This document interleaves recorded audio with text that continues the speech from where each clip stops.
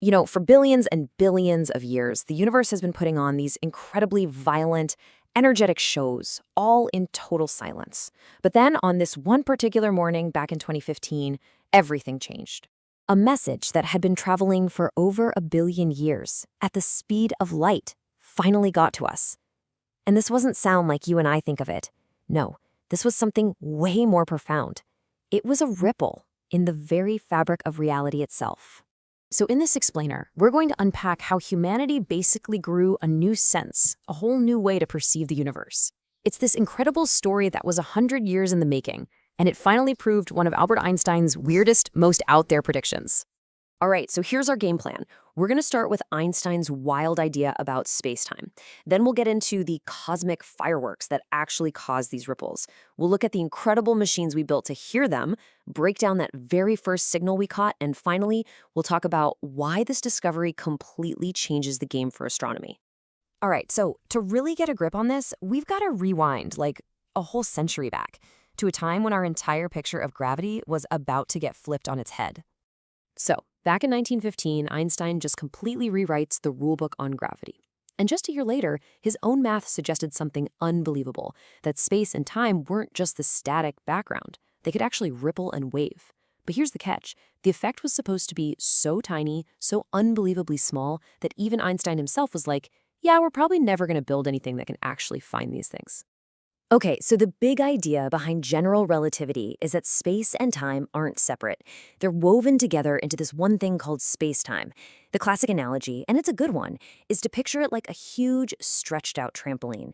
Now, if you put a heavy bowling ball on it, what happens? The trampoline sheet curves and warps, right? Well, that curvature, that is gravity. So get this. This means the Earth isn't actually being pulled by the sun. It's just following the straightest possible path it can through the curved spacetime the sun creates. Okay, so if a massive object just sitting there bends spacetime, what happens when that mass starts moving around? Violently. Well, that's where you get gravitational waves. These aren't waves traveling through the trampoline, they are ripples of the trampoline fabric itself, spreading outward. Okay, so if spacetime itself can ripple, what in the universe is powerful enough to actually make that happen? I can tell you, it's not from throwing a baseball. You need something on a truly cosmic, cataclysmic scale. We are talking about the absolute most violent events the universe can cook up.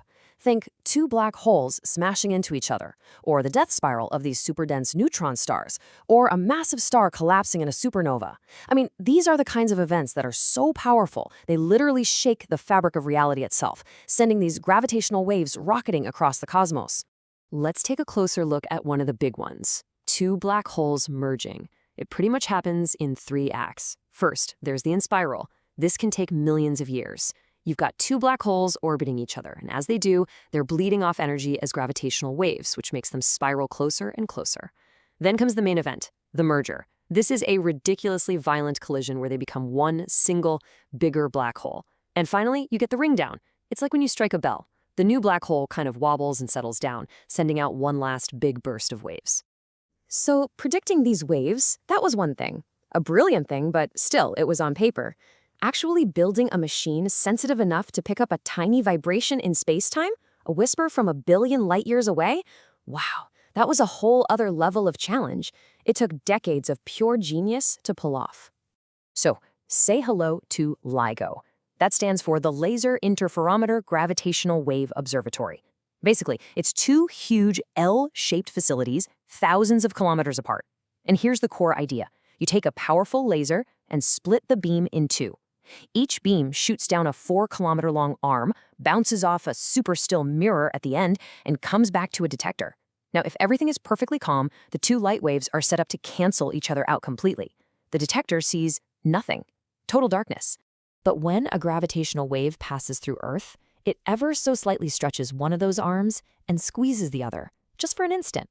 That means one laser beam now has to travel a slightly different distance than the other. So when they come back and meet up, they're no longer perfectly out of sync. And that tiny, tiny flicker of light that leaks through to the detector, that's it. That's the signal. The cosmic event is a roar, but by the time it reaches us, it's the faintest whisper imaginable. And when I say faint, I mean, how faint are we talking? The change in length that LIGO had to spot was 1/10,000th the width of a single proton. Just let that sink in for a second. That's like trying to measure the distance to the nearest star and getting it right to within the width of a human hair. It is, and this is not an exaggeration, the most precise measurement humanity has ever made. All right, so picture this.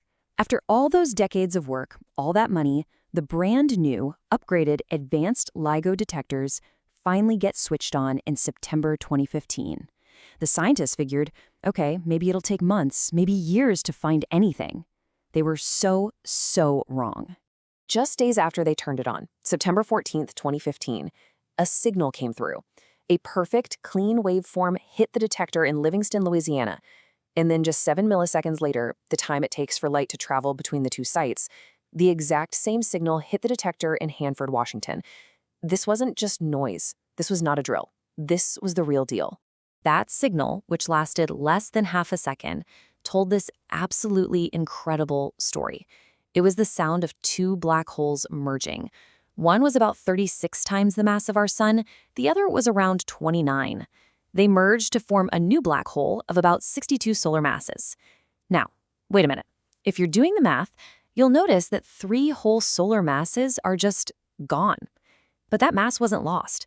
It was converted, instantly, into pure energy in the form of gravitational waves. For that tiny fraction of a second, that single event blasted out with more power than all the stars in the entire observable universe combined.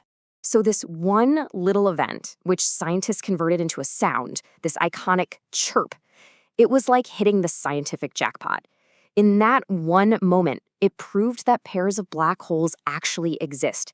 It was the first direct detection of gravitational waves ever. And it confirmed that Einstein's crazy theory holds up even in the most extreme, violent conditions the universe can throw at it. It was truly the beginning of a whole new way of doing astronomy. You see, detecting GW 150914, that wasn't just about giving Einstein a pat on the back. It was about handing humanity a completely new way to experience the entire cosmos. Think about it. For all of human history, we've studied the universe by seeing it, right? We capture light with our telescopes, but light gets blocked. It gets scattered by clouds of dust and gas. Gravitational waves? They don't care. They pass right through everything, totally unimpeded. And what that means is we're not just limited to looking at the bright, shiny parts of the universe anymore. We can now listen in on the dark universe, to things like black holes crashing together, events that are completely invisible. This just blows the doors wide open for what we can study. We can now probe the insane physics of black holes and neutron stars up close. We can push general relativity to its absolute limits to see if it breaks. And here's the really wild part. Because these waves can travel all the way from the very beginning of time, scientists are hoping that one day we could use them to listen to the echoes of the Big Bang itself, a moment that's forever hidden from any light-based telescope. So, what's next on the Cosmic playlist? Well, we're building even more sensitive detectors right here on Earth. And the next giant leap is to go to space with observatories like LISA. It'll be 3 spacecraft, forming a gigantic detector millions of kilometers on each side. It'll be able to hear the super low-frequency rumble of supermassive black holes merging at the hearts of distant galaxies. I mean, it's a whole new cosmic symphony waiting to be heard. Look, the discovery of gravitational waves is so much more than just checking a box on a 100-year-old prediction. It's a fundamental change in how we relate to the universe. For thousands of years, we've been spectators, just looking at ancient light from the stars. But now we're listeners. We can actually hear the vibrations of space-time itself. The silent universe has finally found its voice, and we are just now learning the language.